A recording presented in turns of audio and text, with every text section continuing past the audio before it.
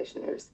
My name is Robin Brookins. I still at Parkside, and I just want to go through this well, I don't want to go quick and not run out of time. At the last Commissioners' incidents, we're organizing an effort to recall our president of our to me, or just a statement, but immediately after I was cut off, the response was, we can't worry about who's taking up space. Excuse me, I have a cold. We can't worry about who's taking up space. We have people running around the streets with guns. And I just wanted to give a bit of background. Resident Council organized a meeting last month where residents attended, and we were able to ask them questions about MOUs and bylaws, which were just a couple of things on their agenda list. But we were able to ask them the questions. And our president informed us that she had gotten rid of the bylaws, and that not only did she campaign for the resident council, she organized the resident council. And that when we asked her, like, when did she present us with the MOU, like it was stated in the bylaws, when were we presented with the MOU like you were supposed to? She informed us that we weren't presented with the MOU and it hadn't been done properly. She also told us the MOU that she did sign was canceled because it wasn't for us. This is what she informed the residents of. And after a question, she told me my voice and my opinion was too much just one time. And so my question to HC is,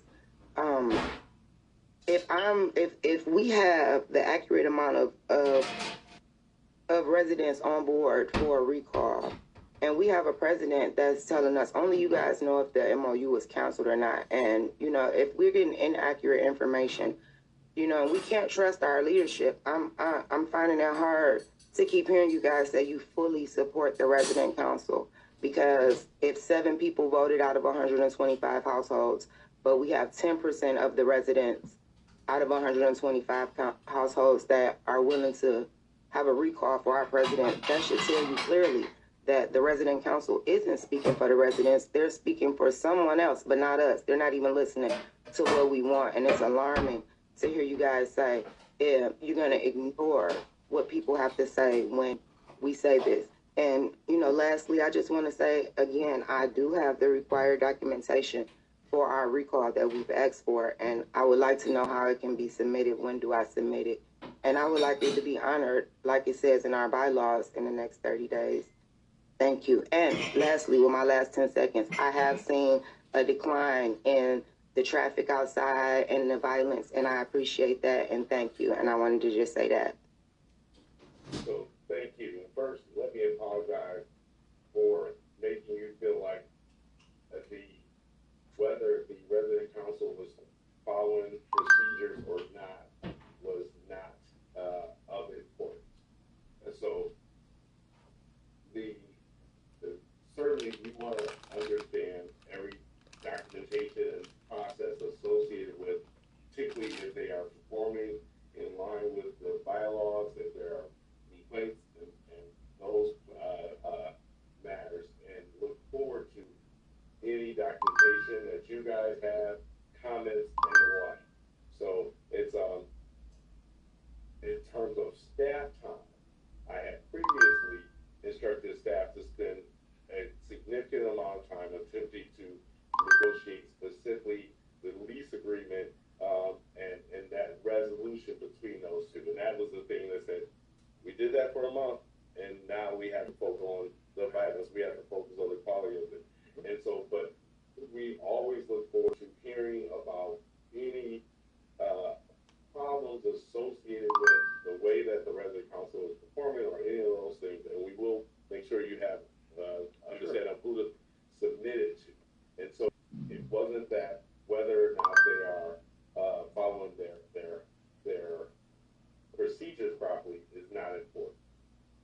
I did want to portion to the amount of all the other problems on that site, but specifically the disagreement or giving one side or the other complete control of the community space, knowing that they're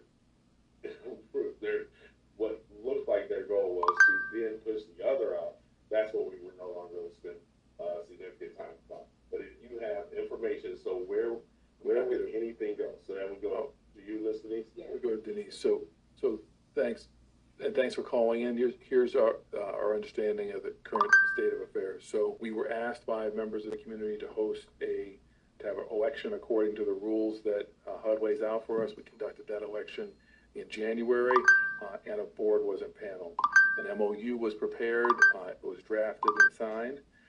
About 30 days ago, we received a letter from the commission, or rather from the resident council, saying they were concerned about aspects of the MOU and they wanted to meet with us to talk about it. That meeting hasn't happened yet. I'm not saying anything about what she said to you, but we do understand her concerns about the MOU, and we're hoping to. I think we have a meeting scheduled with her next week. You should bring your petition to our resident services leader, Denise, and it'll be treated the way that it's supposed to be treated. I think that's what we shared last time, and if it isn't, then please feel free to speak with Denise. I did receive the email, so I'll read that next. Okay. Well, thank you very much, and we always look forward to residents being active in the oversight of their resident boards and letting us know when there is our citizens. So thank you very much.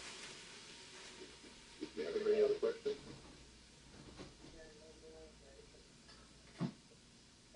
So do we get everyone? So thank you so much, and thank you all for all the hard work